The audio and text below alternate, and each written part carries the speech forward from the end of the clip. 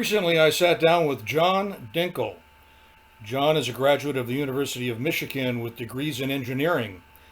He's worked for car companies and various automotive projects, but notably, he was editor of Road and Track for over 20 years.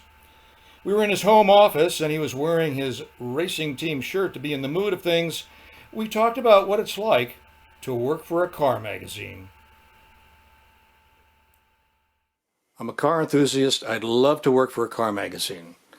What would it be like to work for Road and Track when you were there? Let's put it that way. Well, let me just start by saying everybody wants to work for a car magazine. If you like cars, I think people see that as the ideal job to be in because it's not a job. All you're doing is driving cars for a living, and you get paid to do it. What they don't recognize is the fact that it is a job, and if you're going to do it professionally, it takes a lot of time and a lot of effort to do all of what's required. I don't care whether it's a road test or an evaluation or an interview with somebody. We always felt that we had to do the absolute best for the reader. I mean, the magazine was done for the readers, and I can tell you any number of times where I'd have these wrestling matches with the publisher over things we'd said that the advertisers didn't like, and my only response would be, and I can remember very vividly Jaguar coming in and saying, "We're going to cut all our advertising. You just ripped our car to shreds."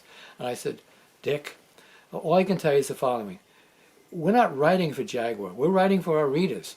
If we don't give them an honest story about what this car is like, they're going to see through it very quickly, and they're not going to bother reading us anymore."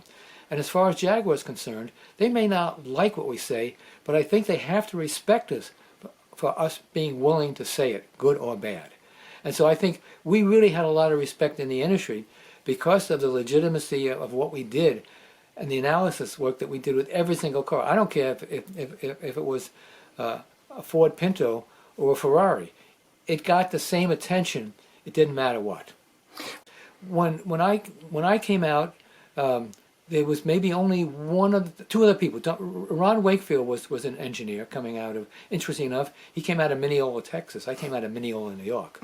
That's strange. Paul von Valkenburg, who was at Sports Car Graphic, was an engineer. But everybody else, Pat Bedard was an engineer too. But virtually nobody else on the staffs, and most of the magazines didn't have real engineers. And John Bond, because he was a graduate of GMI, General Motors Institute, he required anybody who worked as the engineering editor for either Car Life magazine or for Road and Track had to have an engineering degree. So there was that sort of level of credibility that came with the job. And I would say it probably took 10 or 15 years from the time I started to where the car company started getting comfortable with letting their engineers, who most of them could talk very well on their feet and could communicate with people like me who were asking these questions and giving us real answers back to the questions we needed. And it made for much better stories and much better road tests when we had real information coming from the guys who were engineering and designing and developing the cars. It made a big difference. John Bond, I think I mentioned, was an engineer, and John did some of the road testing of cars at Road and Track. And even back in that day, we had cars that were faster than what production cars might be. We had race cars. And I can remember that not when I was there, but they used to run down Brookhurst, or they would run down Beach Boulevard because you could run long distances with no lights on everything. You could run into areas of Santa Ana, into what is Irvine today, near where Orange County Raceway was, which were bean fields. And there were people, we used to test there, not me because I came when we actually had the track, but some of the other earlier editors would test in the bean fields and get numbers. I think John Bond, when the magazine moved from Long Island, where it started, and the Bonds bought it for its debts, they moved it out to Burbank, and John comments that he had some tick marks on a couple of roads up in Burbank someplace where he could mark out a quarter mile and he could measure stuff. So there was literally lots of places where people did stuff like that in the old days. And as I said, I had Ortega Highway. Oh, well, I'm sorry. You were asking about top speed runs. John Bond, we had an XK 150 Jag, a race car, and John got it out onto, I think it was Beach Boulevard, on a very foggy day, and he took that for 2 runs, one in each direction, and he commented when he came back in that somebody in a red Ford didn't see this thing coming, and when he went by them about 150 miles an hour. Well, he never wrote about that in the road test, but when we had our 30th anniversary issue, he did the miscellaneous rambling column for that issue, and he wrote about that test. And about a month later, we had a letter from the actual guy who had been driving that Ford. He never knew what had happened that morning with this thing coming out of the fog and whooshing by him.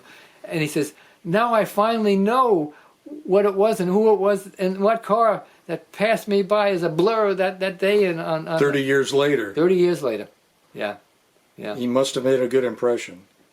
Well, when you think about trying to test on any type of a public road today, just not possible. In Irvine, it's impossible.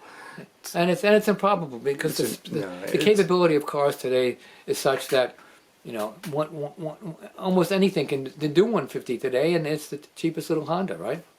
So you had to be able to take off your enthusiast hat and put on the consumer's hat, and I think road and track people could do that. They could step out from, hey, I'm an enthusiast, and say, but who's the buyer? I mean, that's the first thing that I would always do when I got into a car. I didn't care whether it was a Buick, a Cadillac, or a Jaguar. Who's the buyer for this car, and whose expectations do I have to fulfill? Because if it's just me, and that's not the sort of car it's supposed to be, well, then I'm not doing the company or my readers a favor if I'm not writing about it for who the buyer is. And I think we understood that, and I understood that very well. Mm-hmm. And I don't think a lot of journalists who could ever remove themselves from the enthusiasm part of it. And that to me was a shame. Because the road test got lost in translation.